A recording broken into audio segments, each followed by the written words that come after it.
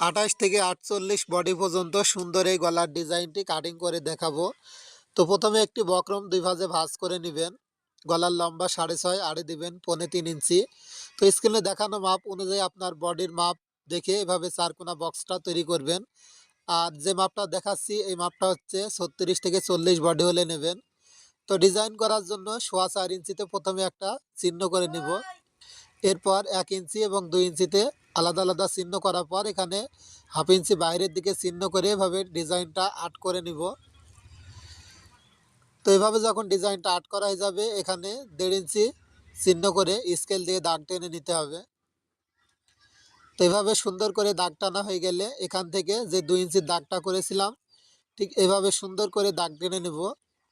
এরপর এই 2 ইঞ্চির দাগের থেকে এই কোণা পর্যন্ত এভাবে দাগ টেনে তো এভাবে একটু সুন্দর করে রাউন্ড করে নিতে হবে।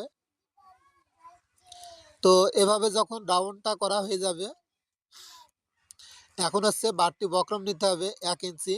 তো 1 ইঞ্চির বক্রমটা সুন্দর করে এভাবে দাগ টেনে নিতে হবে।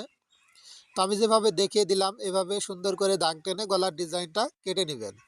তো এখন যদি ব্যস্ত থাকেন এই ভিডিওটি পরবর্তীতে দেখার জন্য আপনার টাইম লাইনে শেয়ার করে রাখবেন।